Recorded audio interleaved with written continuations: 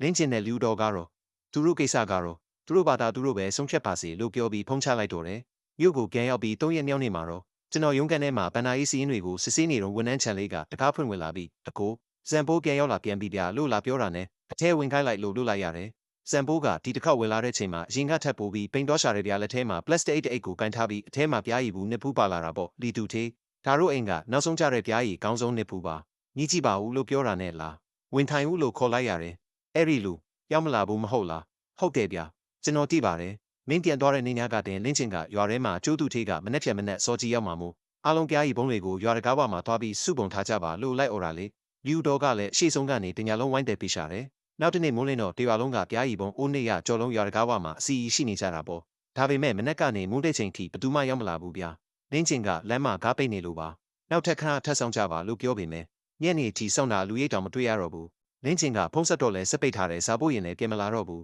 ယူတော်လဲစိုးရင်ပြီးဘာဖြစ်တာလဲလို့သွားမေးတော့သူကဖုံးအားကုန်သွားလို့ဖြစ်ရမယ်လို့ပဲစင်ချေပေးနေတော့မယ်ညနေတဲ့အထိစောင့်တာဘသူမှရောက်မလာတော့လင်းချင်တယောက်ရွာတကားဝမှာမျက်နှာပြက်ပြီးစကားတကုံးမှမပြောရတော့ဘူးဗျာယူတော်ကတော့လူများကြီးအရှိမတင်သူ့ကိုနိုင်ဝက်နီးပါအောက်ဟောက်ဆဲဆိုလိုက်တာသူစကားတကုံးမှပြန်မပြောရဲရှာဘူးဒါဆိုနောက်ကောပါဖြစ်လဲနောက်တော့ယူတော်အိမ်ကပြားရည်တွေအကုန်လုံးပျက်စီးကုန်ပြီဗျာနေပူထဲမှာတနေ့နဲ့တညလုံးထိုင်ဆောင်ခိုင်းထားတာလေအစောကြီးကလေးကချင်းဆက်ပြုတ်နေတာမို့အခုတော့တကယ်ကိုပျက်စီးသွားပြီအိုးတရကြော်လုံးအကုန်တုံပစ်လိုက်ရတော့တာပေါ့ယူတော်တညလုံးကိုလိုက်တာမနဲ့မိုးလင်းတော့မျက်လုံးတွေပါဖူးရောင်ပြီးဖွင့်လို့တော့မရတော့ဘူးဗျာသူမကဒေါသထွက်ပြီးလင်းကျင်ရဲ့ပစ္စည်းမှန်သမျှကိုခြံနဲ့အကုန်ပစ်ထုတ်ကနားအိမ်ကနေအခုချက်ချင်းဆင်းသွားစမ်းလို့អော်တယ်သားမီးနှစ်ယောက်လုံးဖတ်မှုပြီးတအိမ်လုံးအကြီး